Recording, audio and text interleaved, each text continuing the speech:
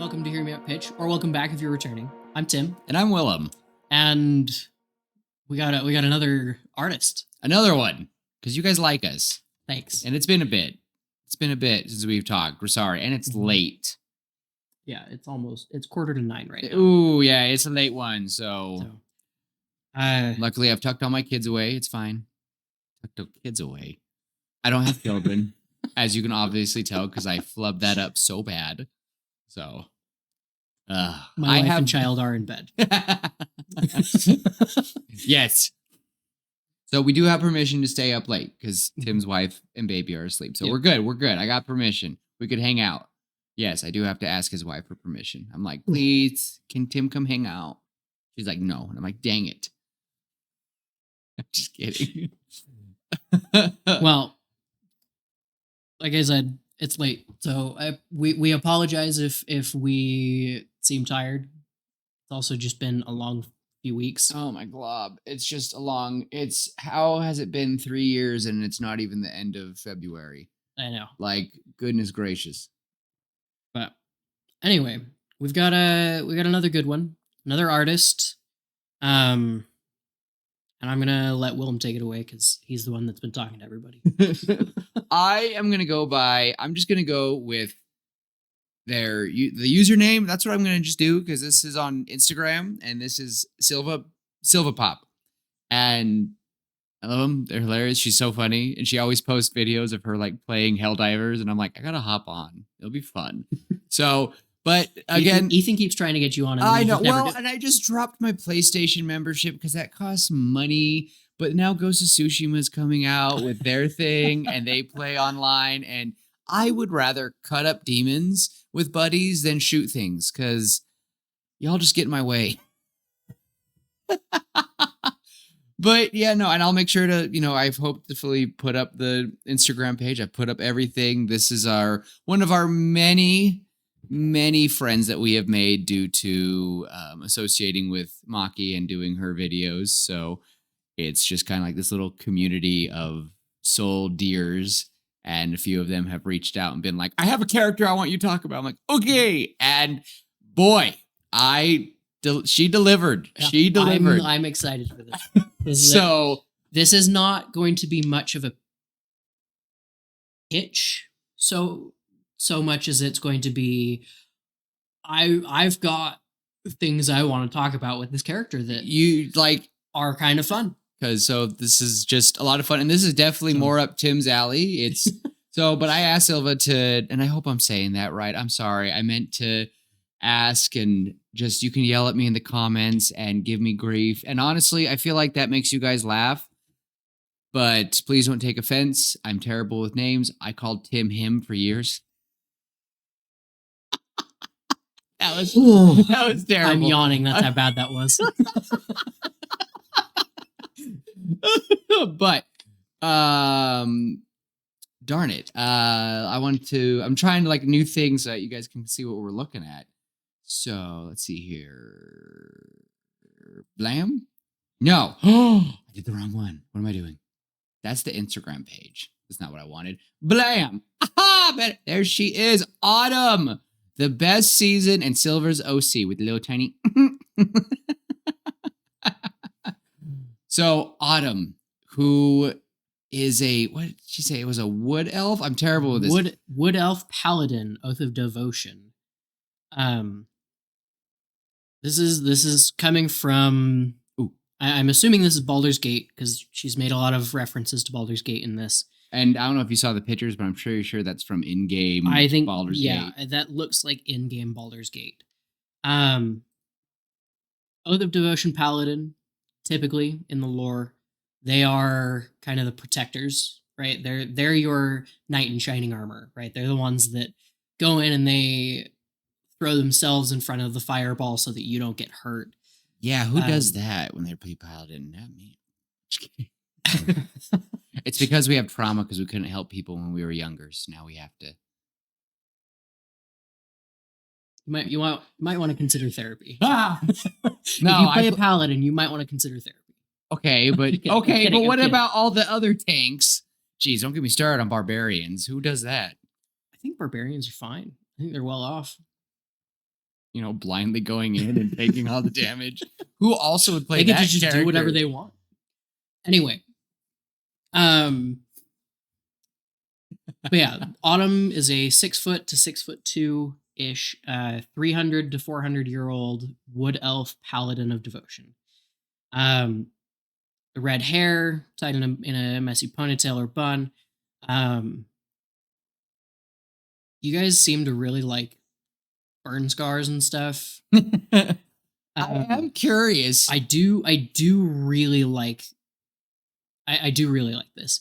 I think elves having scars just makes it just works. It works because they've always been perfect, and it's nice kind of seeing them have flaws because like all the other races, dwarves, man, everyone else, tieflings, they all get scarred, but elves are always perfect. So How many dwarves have you seen in media where they have like a peg leg or a hook for a hand or something, or they've like made like a Dimitri, floating metal arm, and you're like, oh, or like Dimitri in uh what's it called, Endgame, with his melted hands. that was awesome. Yeah, like there's, you got dwarves, you got the humans, which I mean, we're human. We see each other's, we are very squishy. we see each other's injuries and lots of peg legs or prosthetic arms or like the glass eye, and it's not very often that you see an elf, and I think that's part of what drew us to Maki and now to Silva, where it's just something that we don't see very often. um Being a glass eye, I like the idea that Autumn has that glass eye, um from the scar, the damage. um I think that's cool. um my best friend's dad has a fake eye. It's pretty sweet. He does. He is so funny, and sometimes he'll make jokes with it, and it's great. Okay. But yeah, All right. so that's her appearance. The right side of the face is burnt, Oh, and melted I like do acid have. burn. I've been actually been really good, and I've You actually got been. pictures up. I've been following like a presentation. I've been having that Good. going, Good. like with us in the corner. Not Okay. right now though. They can see us. Hello. Hello. But yeah, I like the concept that she's just like, she's a paladin. She wears the heavy armor. I like the gold and red. I think that's a really nice complement. They're nice complementary colors for armor. So remind me, devotion is the oath that is, you are devoted to a god, correct? More devoted to an idea, Okay. and that sometimes is a deity. It's more, Oath of Devotion is your, like I said earlier, it's your knight in shining armor. They are the ones that are focused on protecting others. They want to do good, or they want to. They don't have to do good per se, but they are typically the ones that are fighting for something that they believe in. So where do they get their powers from if it's not a god? I mean, Just the power of it friendship? is usually a deity. It is usually a deity, but that deity often stands for something that the paladin follows. I know we're not supposed to talk about like other pitches and stuff on here, but I saw a thing where the idea was a paladin's dying mother. He devotes himself to, like Harry Potter style, to his dying mother, and she becomes his deity. And I was like, That'd be kind of fun. Anyway, so Yeah. yeah. Yeah, I like the idea of the gold metal with the red fabric material for the armor. The cape on the one shoulder is awesome. I'm a sucker for capes and cloaks. No capes. I think they're awesome. Okay, maybe a little bit of capes. Weapons, I like that it's simple. It's a sword, 1.5-handed sword, um, with the with a warhammer on the side, just to deal the bludgeoning instead of the slashing. Um, Oh, I think warhammers are underrated. I think they're pretty sweet. it's growing on me. It's growing on me. Warhammers are pretty cool. They're pretty You cool. you don't have a warhammer. I know, but just a hammer in general. Yes. It's growing on me. It's pretty cool to feel like Mhm. Thor. So Yeah. And then the shield, okay, the image that we've got for this shield is sweet, and I might be I can zoom in. I might be stealing this for our D&D campaign. Um but I like the concept of just the knight. It's the classic knight with a sword and shield, right? And then she's got the hammer on the side on the hip for when the sword isn't enough to, or when you don't need a sword, you need something that's gonna bash someone's head in. That is right. really cool. I am loving that. Yeah, the shield is pretty sweet. But yeah, this screams like classic knight, right? Like medieval knight, sword and shield, heavy armor.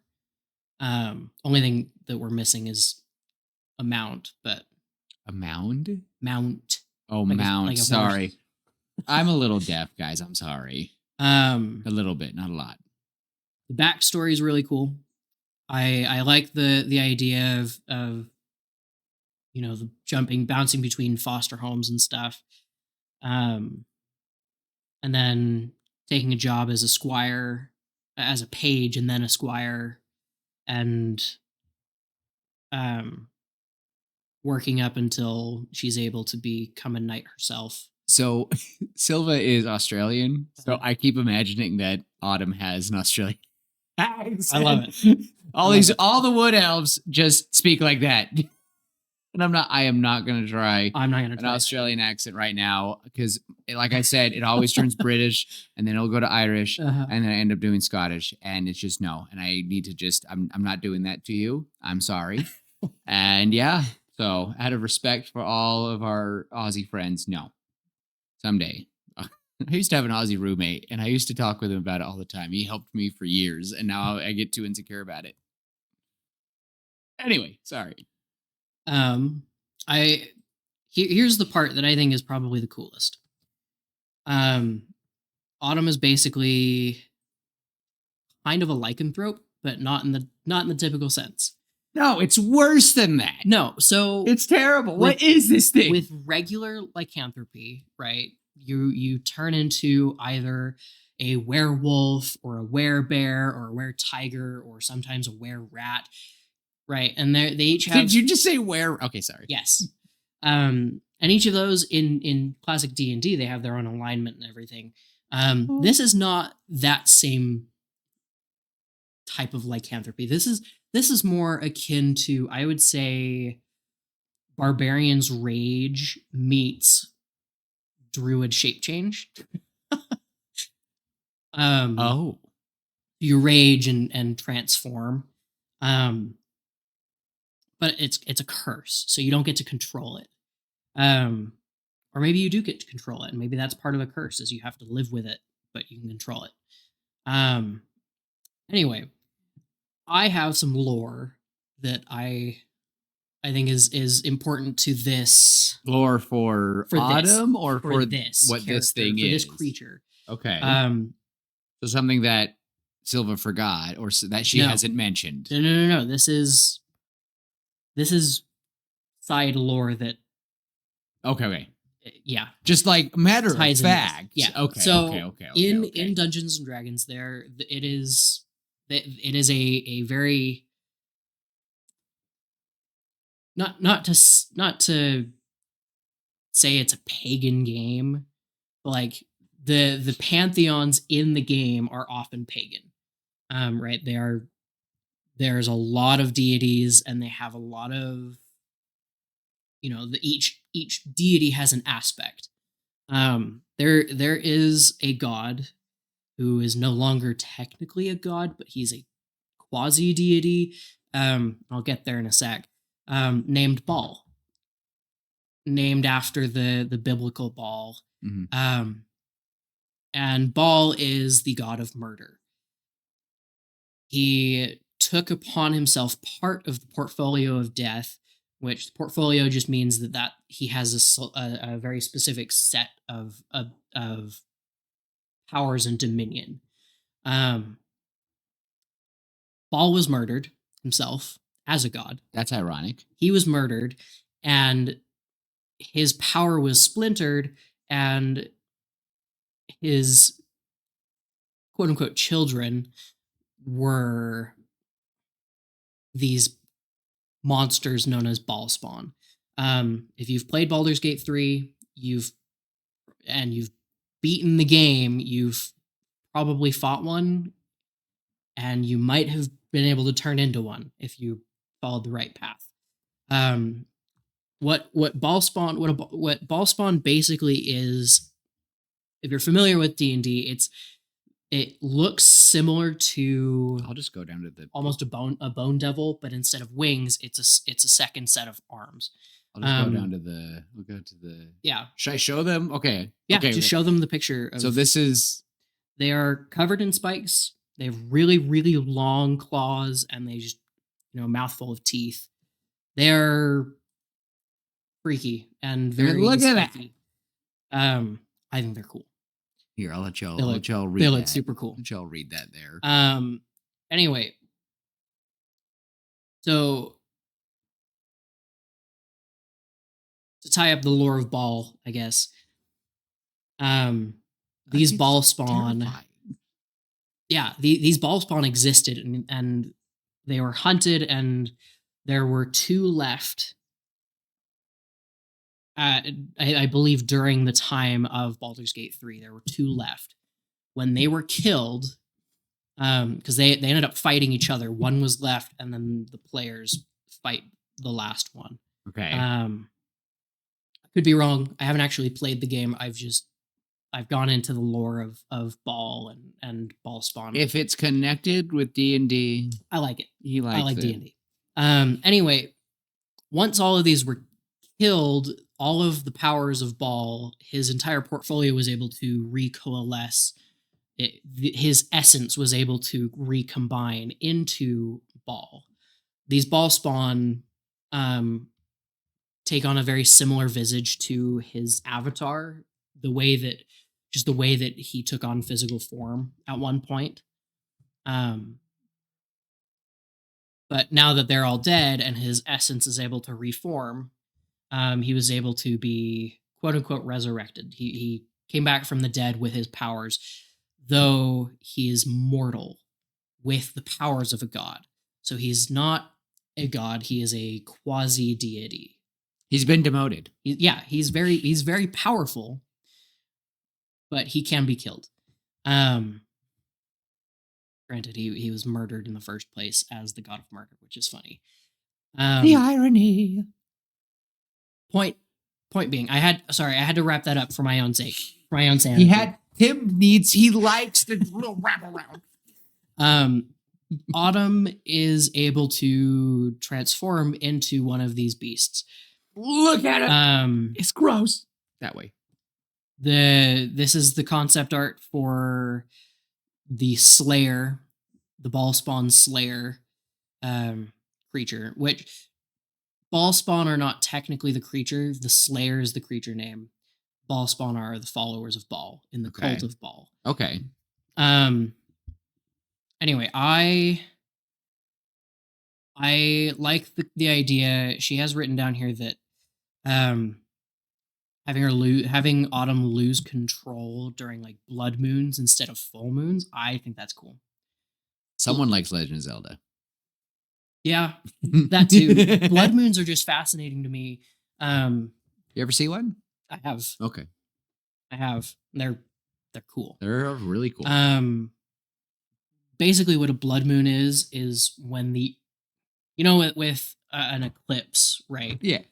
The moon covers the sun. This is the other way around. This is when the when the Earth shadows the moon, and so the only light that's coming off of the moon is Earth's light, the light that we produce. Like it's like the sun, like it's just like like just shading it away. And yeah, there's some pretty Yeah. red moons. It's crazy. That, and if I'm remembering correctly, the just the way the light bends around the Earth to hit the moon, Yeah, and yeah, they point being, it's they're red awesome. and they look awesome. Um, they are far more rare than I wish they were.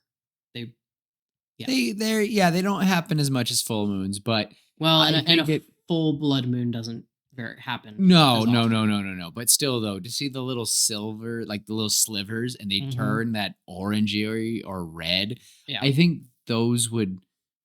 I think those would still affect her. I could imagine that during like a silver one, but like if it were a full blood moon, I feel like there's no helping her. I feel like Yeah. if it was a campaign, you'd be a jerk DM and go, "Hey, Silva," and she'd be like, "What?" I'd be like, "It's a blood moon."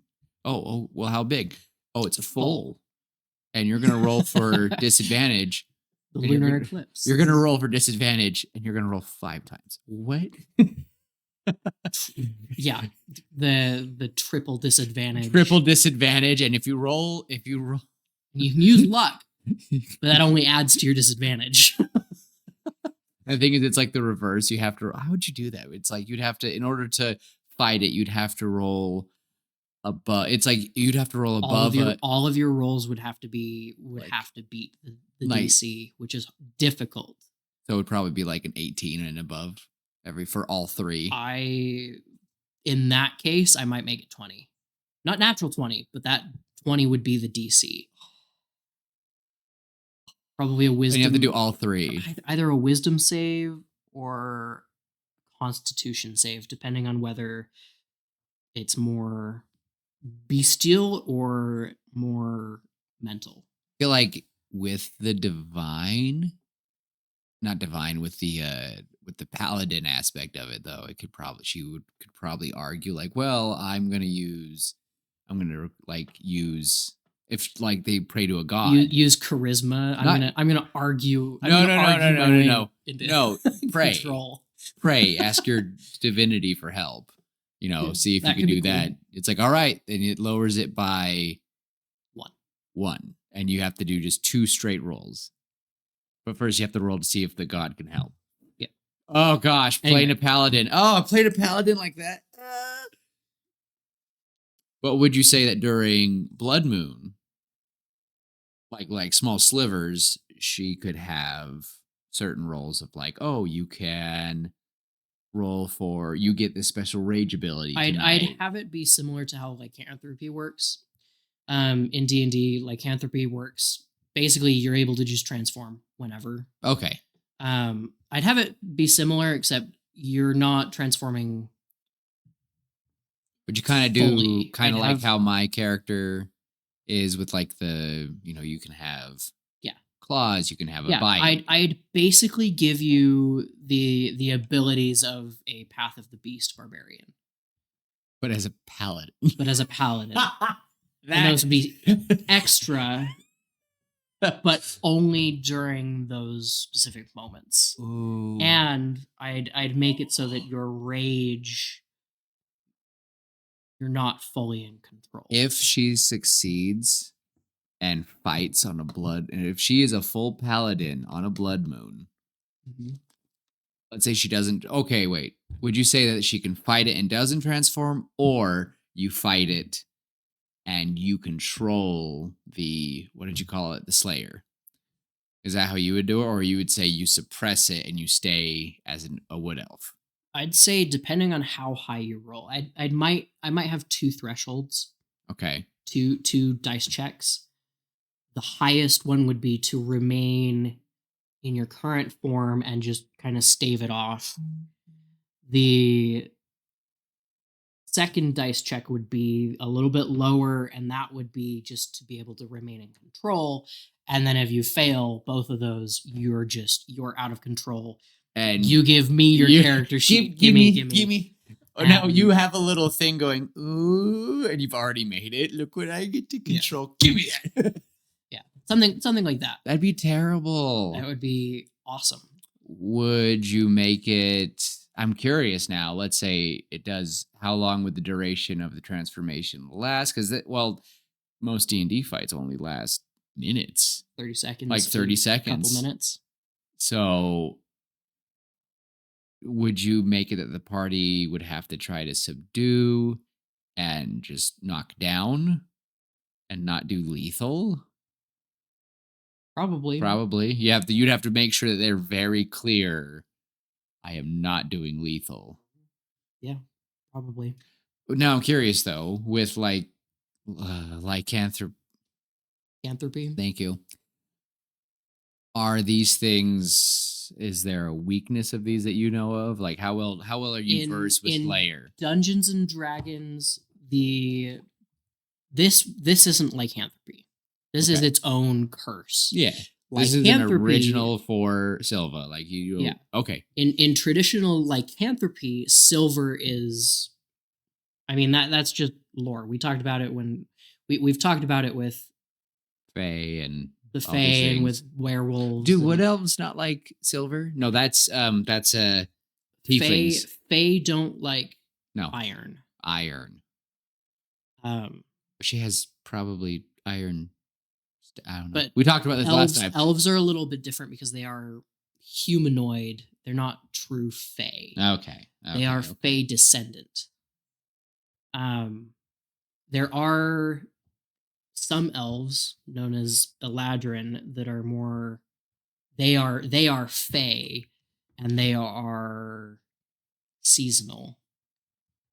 Not like they only live for a season, but like they, there are the winter Eladrin and the summer Eladrin. I feel like you're saying Aladdin. It makes me laugh. Aladdin. Gotta keep one jump. And you're like, no, please don't sue us.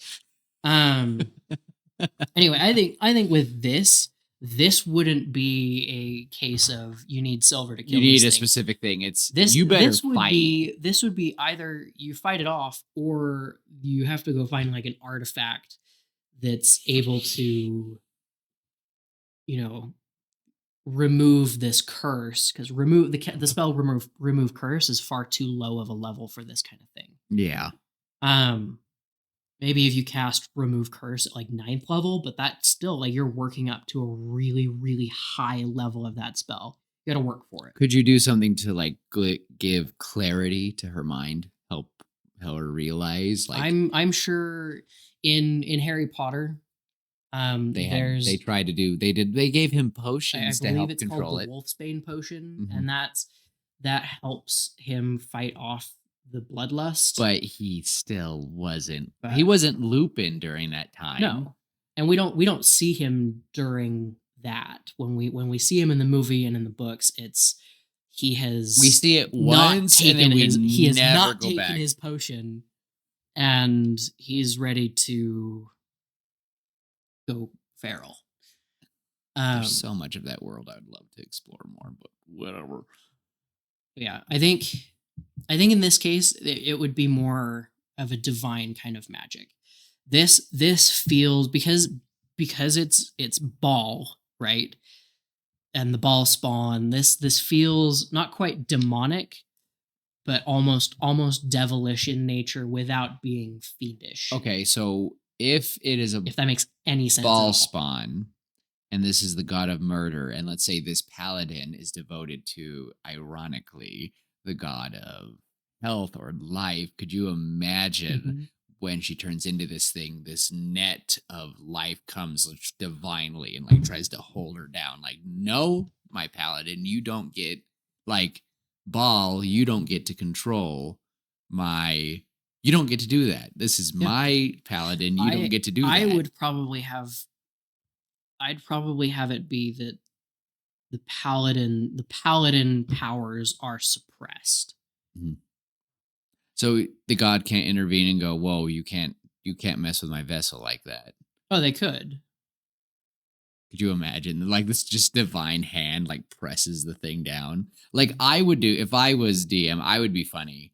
and it would be one of those fights. Like this would be the introduction. This would be the rest of the party doesn't know, and like, hey, guess what? And this is the introduction of it, and they just wipe the floor with the party. Like, give me your sheet, and the poor player is sitting there like, oh. Would you do maybe at the start of your turn? Would you have the character try to do like an impossible roll Maybe. to take control? Like, hey, I'll give you disadvantage. Like, you roll for disadvantage. What do I have to get? A 20. You have to get a 20 with disadvantage. That's too mean. Is that too mean? You've rolled the double 20 before. Okay. Yeah. I've rolled triple 20 before. Yeah, but that's okay. I would say you get one straight roll. You get a straight roll at a time. Mm-hmm. And you get to, okay, I would do, you get a straight roll. If you get a nat 20 or the DC, you get to take over the turn.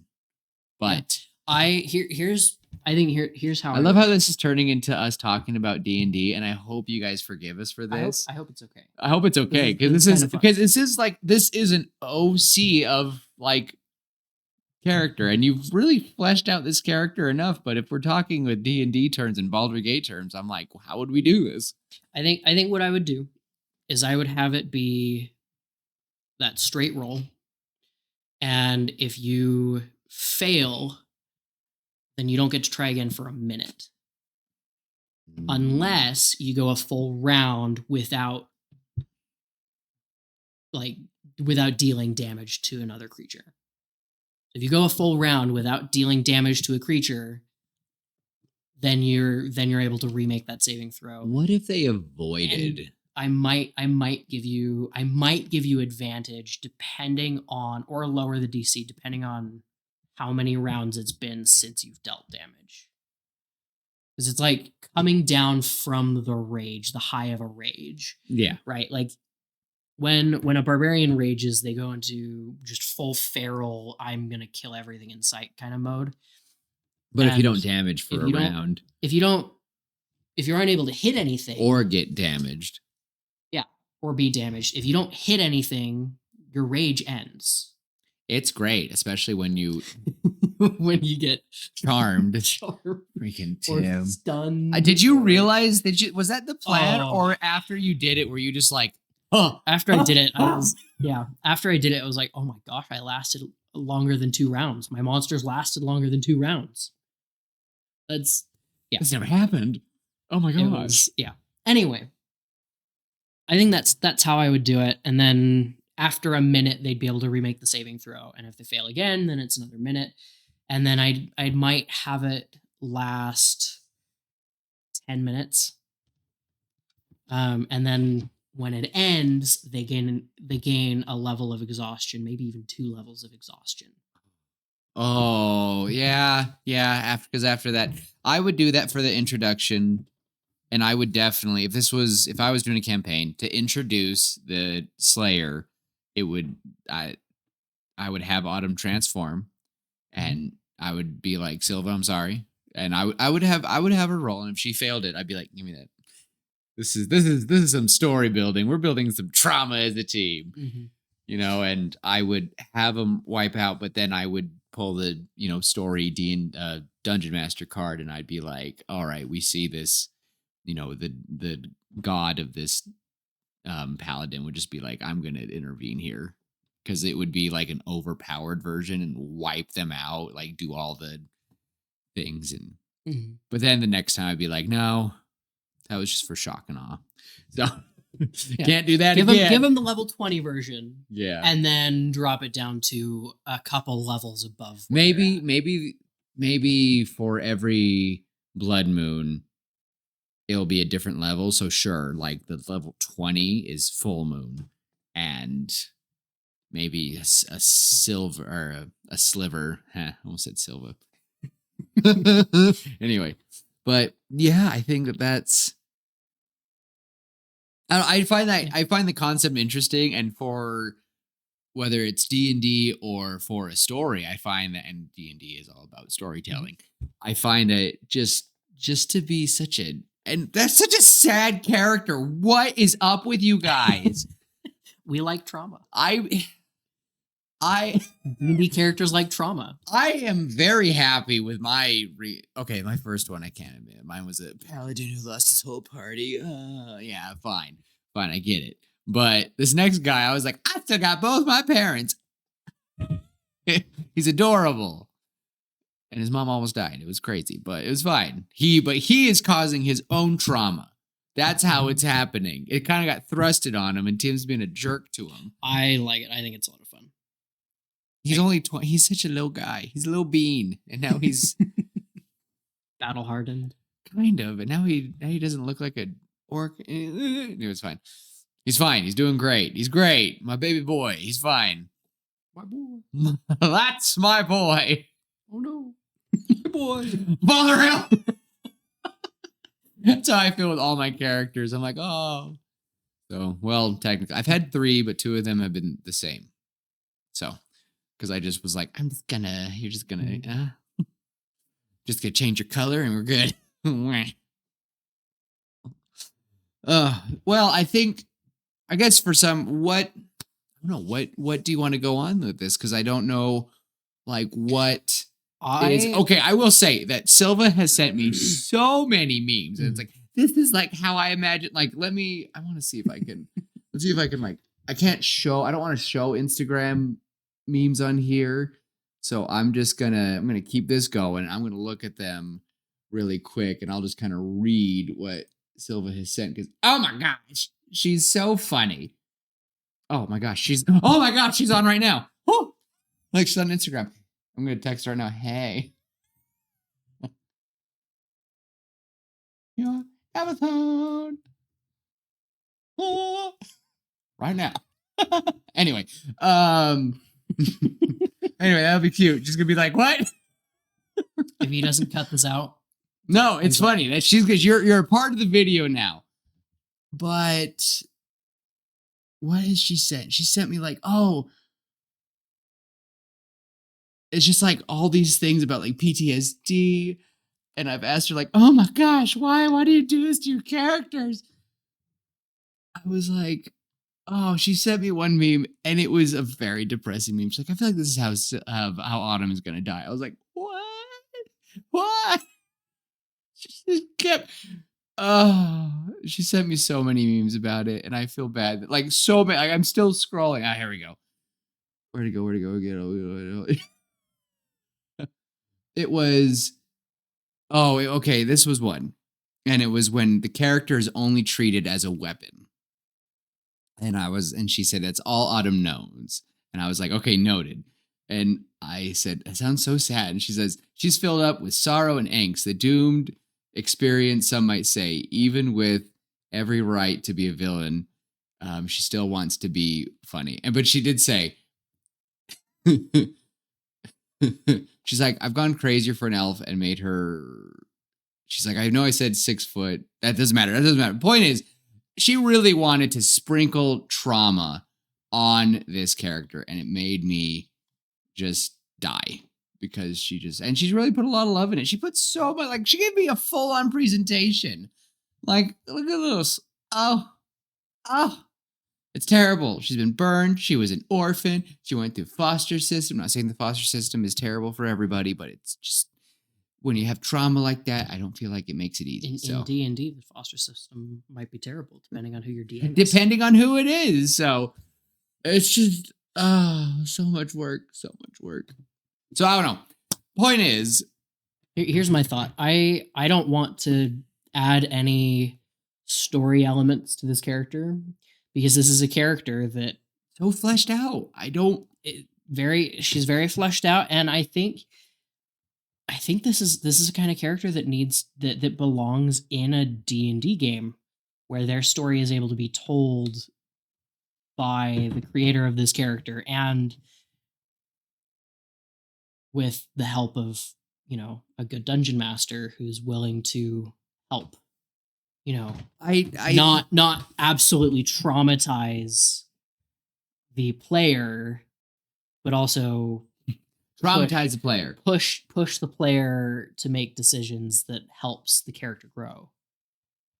That's my goal as a dungeon master. I'm helping my friends tell a story. And it's And I love it. I'm I love pushing it. them. I push them to make decisions that help push the story forward and help their characters grow. You know, That's my goal. it's so hard. Uh-huh. I think one of my favorite things though that she mentioned about Autumn is that even though she deserves every right to be a villain, deserves every right to rage, that everything is thrown at her, she's still very positive. And it really was like really nice to be like this character when she gets to know, like I would want to see Autumn grow like and grow accustomed with her party. And the thing is, I would imagine if it was me with the blood moon, it would be well after one of those few experiences when the party is like the first time they're really joking around a campfire, laughing, and a couple days later, when after they're still on that high, maybe like disarmed a few bandits, like nothing too crazy, and people are and she's starting to like open up. She's going from the brooding, scarred. I almost said swear word just bad A character. I just I just imagine that she's finally starting to smile and like I could imagine like some tiny small like Mm-hmm. not Scanlan, what's his name? Um Scanlan. Scanlan, like that type of character, like was that a smile? Was that a smile? And like just bugging her, but Mm-hmm. like she's finally like actually making a joke. Like she makes a joke around the campfire for the first time, and everyone's like like a your mom joke in the middle of the thing, like yeah, like Your I mom. like or like the kind when like Scanlan's like sitting there, like the annoying. I imagine like a halfling is like sitting there and he's like playing a song. He's like, yeah, I mean, it's just sometimes like going through this, it just gets pretty deep, man. And then just she's in the corner going, "No, deep as being your mom." Like this said something so inappropriate, and everyone's like, "Oh." And she's dying and she laughs, and a few days later that's when the blood moon would hit, and it would be hard because after like they beat her or the deity slows her down, it would be that terrible scene where the transformation has stripped the character down, because transformations are never nice to clothing ever. Look at the Hulk. It depends. In Dungeons and Dragons, when a druid transforms, their clothes and This armor is transform not a with them. druid. No, but I'd probably do the same thing. I mean, They, for the sake of maybe their armor just turns into like those spikes and things. ooh, the point You is could see they still got the cloak, the cape. ooh. I think the point that I would have it, and like I'm not saying like strip them bare, but like wreck their clothes, it would be that Yeah. like when they transform back and they're kind of taking a beating from their party and they're looking around, I just imagine poor Autumn, who's been a weapon, who's been used, abused, and she just was warming up, looks around and the whole party is just going. And once again, it's the faces that she's seen her whole life of, ooh, sorry, Mike, of you're a monster. And it would just be sad. And I Mhm. think I would want Autumn's story. I am the optimistic guy. I want her story to end on a happy note. I think that once you've paid your dues of sorrows, trauma, everything, I do believe that karma can come and repay it in kind if you can just do your best to fight. It stinks. It's terrible. And I don't want to go into that sort of thing because it hits too close to home involving people in our lives. So it's I don't know. I would just would want that at least Autumn make friends and goes on a grand adventure and they learn to support her and be there. Just like with Lupin, just like with so many characters similar to this, these gruff characters who've suffered but have still the capacity to be kind. And I think Autumn is such a good character. And, I think, and since, we've all kind of become friends due to Maki's character, the elf commander, I will say that I've always, after reading this and, talking about the commander a bunch on a few of our episodes, I've always been like, I could see those two being friends. Because, Yeah, one just sit trauma. trauma, trauma bonding. Yep. Also, well, I don't think we ever said. I don't think we know what kind of elf the commander is. Is it safe to assume she's also a wood elf? No, I don't know. I like the idea of her being a high elf. Yeah, and I she's think just I think we did mention that when we talked about commander, and her backstory being her being Oh yeah, high elf. high elf. And then but yeah, in Silva's a wood elf Australian accent with a very noble versus very noble accent. Mhm. Yeah. Yeah, I love it. Oh, well, I think this has been fun. I love Yeah, talking. It was fun to just talk about someone's character to be like, what did you come up with? This Mhm. is awesome. Yeah, I this is think fun. I know that Tim definitely be like, I would love to DM this sort of character. I So really would. That would be a lot of fun. Sure, you want to be a I want to be a samurai cowboy next time. I will talk with Silva and maybe she can help me make a character similar to this. So it'll be fun. But you told me I'm not allowed to be paladins for a fat minute. No, I told you that you should try to branch out. But you don't have to. Oh, I forgot to mention what I wanted. I said, imagine this with me. Just one thing. Imagine that this is what I imagine. Just this awesome scene in my head. And imagine if you get that nat 20. You get that nat 20 and it is like the best of the best. Like she has prayed, suppression, everything. This is the moments where you're like, oh my gosh. Like she asked this, like, hey, I want to do this. And you as the DM go, I'll allow it. Roll it. Like you're like, but you're gonna have to do this. If you roll, it's an impossible check, but if you roll it, And they get a nat 20. And you're just going, well, crap. Beats it perfectly. And now it is now a blessing of blood moon. And the divine smite is just covering her weapons in just this blood red. And it's like every one of your hits is powered by the blood moon for this fight. You are, sweet. that's what I'm imagining. Just like full on, like I imagine Autumn is, Autumn. Wow, almost messed up for a second. Just screaming, praying, whatever her divinity is or whatever she's going, she fights it. And this is like an important fight and fights it, and stands up. And I would imagine just for a split moment, the transformation does something even more amazing. Autumn looks whole and she is glowing, not a dark, cruel red, but a calming glow of the blood moon. And it's not scary, it's holy. And for a I brief like moment, it. Autumn gets to be whole again. And I think that would be one of the coolest fights ever. Yes. Like, this is like one of the big fights, and she beat it. I think that'd be awesome. Just Autumn feeling whole, feeling amazing. And then when she transforms back, and she's like crying because she's like, I got to feel better. So it'd be cool. I like it. And it's a weird glow. Like, it's not like it's not like her skin like healed. It's like just a visage. Yeah. Can you imagine it with me? Like, can you imagine it? No, I got you. All right. Thank you. But that's what I imagine. I was like, imagine if she just got the one up on you, that she got the nat 20 and you're just like, I'm going to allow it. I want it. Mm-hmm. Because secretly, all the DMs just want to see is you just playing along with story time. If you can make their story more intriguing, they'll most likely allow it. I bet you money. Do you ever think Matt Mercer ever flubbed any of his roles? Do you think? Probably. Tim, Probably. have you ever flubbed any of your roles? All the time. All the time. All the time. Most of the time, it's the balance between, is the role real, or is do I follow the role, or do I follow the rule of cool?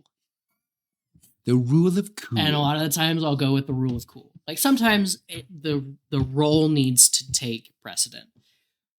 But sometimes, every now and again, I'm like, okay, what if instead I pretend that didn't happen, or I pretend that it's it's a different role. Something happens instead of not. It happens. If you're a dungeon master, you've done it before. It's just how it goes. Because they're so And if close. you haven't, you're lying. You're lying. I know what you want. I know what you do. No, this was fun.